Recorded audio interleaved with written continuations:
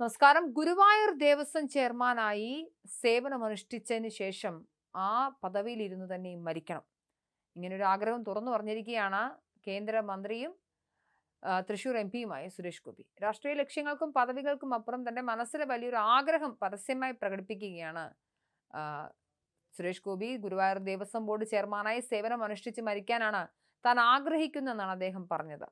കൊച്ചിയിൽ the new Indian express സംഘടിപ്പിച്ച ദേവി award ചടങ്ങിൽ സംസാരിക്കുകയായിരുന്നു അദ്ദേഹം. കേന്ദ്ര സഹമന്ത്രി സുരേഷ് ഗോപി നടത്തിയ ഈ പരാമർശങ്ങൾ അദ്ദേഹത്തിന്റെ വ്യക്തിപരമായ വിശ്വാസത്തെയും രാഷ്ട്രീയ ജീവിതത്തിലെ നിലപാടുകളെയും വ്യക്തമാക്കുന്ന ഒന്നാണ്. രാഷ്ട്രീയത്തിലോ ഭരണത്തിലുള്ള ഉയർന്ന പദവികളെക്കാൾ ഉപരിയായി തന്റെ മനസ്സിന് ഏറ്റവും പ്രിയപ്പെട്ട ഒരു ആഗ്രഹമാണ് സുരേഷ് ഗോപി ഇവിടെ പങ്കുവച്ചത്.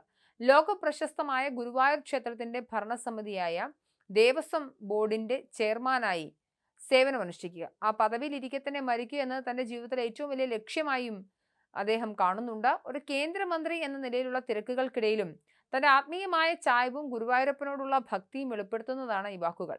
തന്റെ പ്രസ്താവനകൾ പലപ്പോഴും മാധ്യമങ്ങളിൽ വലിയ ചർച്ചയാകാറുള്ള സാഹചര്യത്തെയും അദ്ദേഹം പ്രസംഗത്തിൽ തമാശ രൂപേണ പരിഹസിച്ചിട്ടുണ്ട്. രാഷ്ട്രീയമായ ഒരു പദവിയിലിരിക്കെ ഇത്തരം ഒരു ആഗ്രഹം പ്രകടിപ്പിക്കുന്നത് മാധ്യമങ്ങൾ എങ്ങനെ വ്യാഖ്യാനിക്കുമെന്ന ആശങ്ക അദ്ദേഹം പങ്കുവച്ചു. താൻ കേന്ദ്രമന്ത്രി സ്ഥാനം രാജിവെച്ച് ഗുരുവായൂരിലേക്ക് പോകുന്ന തരത്തിൽ ഉത്തരേന്ത്യൻ മാധ്യമങ്ങൾ വരെ വാർത്ത നൽകിയേക്കാം എന്നാണ് അദ്ദേഹം പ്രസംഗത്തിൽ പറഞ്ഞത്. വാർത്തകൾ പർവ്വതീകരിച്ചു കാണിക്കുന്ന പ്രവണതയെ മുൻകൂട്ടി കണ്ടുകൊണ്ടാണ് അദ്ദേഹം ഈ ഒരു മുൻകൂർ ജാമ്യം പ്രസംഗത്തിൽ എടുത്തത്.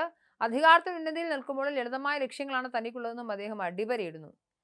അദ്ദേഹത്തിന്റെ പ്രസംഗത്തിലെ ഒരു ഭാഗം ഇങ്ങനെയാണ്: ഇത്രയേ ഉള്ളൂ എന്റെ ആഗ്രഹം, അതിനപ്പുറം ഒന്നും ആഗ്രഹിക്കുന്നില്ല എന്ന വാക്കുകൾ അദ്ദേഹം പ്രസംഗത്തിൽ പറഞ്ഞു. ഈ വാക്കുകൾ രാഷ്ട്രീയ താല്പര്യങ്ങളെക്കാൾ തന്റെ വ്യക്തിപരമായ താല്പര്യങ്ങൾക്കും വിശ്വാസങ്ങൾക്കും അദ്ദേഹം നൽകുന്ന പ്രാധാന്യം വ്യക്തമാക്കുന്നു. ഒരു പൊതു പ്രവർത്തകൻ എന്ന നിലയിലുള്ള തന്റെ കരിയറിനേക്കാൾ തന്റെ വിശ്വാസവുമായി ബന്ധപ്പെട്ട സേവനമാണ് അദ്ദേഹം കൂടുതൽ അഭിലഷിക്കുന്നത്. സ്ത്രീ ശാക്തീകരണത്തെക്കുറിച്ചും രാജ്യപുരോഗതിയിൽ അവർ വഹിക്കുന്ന പങ്കിനെക്കുറിച്ചും മന്ത്രി ചടങ്ങിൽ സംസാരിച്ചു.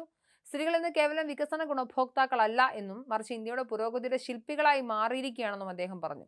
സ്ത്രീ ശാക്തീകരണം എന്നതിനെ കേവലം പദവികളോ അധികാരമോ നൽകുന്ന ഒന്നായിട്ടല്ല അദ്ദേഹം കാണുന്നത്. പകരം ഓരോ സ്ത്രീയിലും സഹജമായി നിലനിൽക്കുന്ന കഴിവിനെയും കരുത്തിനെയും അവർ തന്നെ തിരിച്ചറിയുന്നതാണ് യഥാർത്ഥ ശാക്തീകരണം അടങ്ങിയിരിക്കുന്നത്. പുറത്തുനിന്ന് ആരെങ്കിലും നൽകുന്ന ഒന്നല്ല ശാക്തീകരണം എന്നും അത് ഓരോ സ്ത്രീയുടെയും ഉള്ളിൽ നിന്ന് വരേണ്ട തിരിച്ചറിവാണെന്നും അദ്ദേഹം ഓർമ്മിപ്പിക്കുന്നു.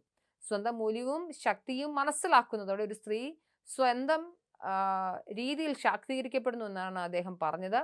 താഴെത്തട്ട് മുതൽ ബഹിരാകാശം വരെ ഇന്നത്തെ ഇന്ത്യയിൽ സ്ത്രീകൾ വികസനത്തിന്റെ ഗുണഭോക്താക്കളായല്ല, മറിച്ച് അതിന്റെ ചാലക ശക്തികളായി മാറിയെന്നും അദ്ദേഹം പറയുന്നുണ്ട്. നമ്മുടെ ഗ്രാമങ്ങളിലെ തദ്ദേശ സ്വയംഭരണ സ്ഥാപനങ്ങൾ മുതൽ രാജ്യത്തിന് അഭിമാനകരമായ ബഹിരാകാശ ദൗത്യങ്ങൾ വരെ സ്ത്രീകളുടെ കയ്യൊപ്പുണ്ട്. സ്റ്റാർട്ടപ്പുകൾ തുടങ്ങുന്നതിലും സങ്കീർണമായ ഗവേഷണ മേഖലകളിൽ നേതൃത്വം നൽകുന്നതിലും അവർ മുന്നിലാണ്.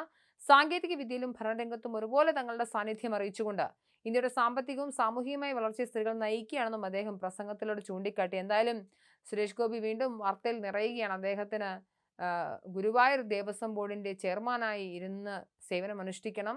ആ സേവനം നടത്തുന്ന അതാണ് തന്റെ ജീവിതത്തിലെ ഏറ്റവും പ്രധാനപ്പെട്ട ആഗ്രഹവും ലക്ഷ്യവുമെന്നും അദ്ദേഹം പറഞ്ഞു വെക്കുകയാണ്.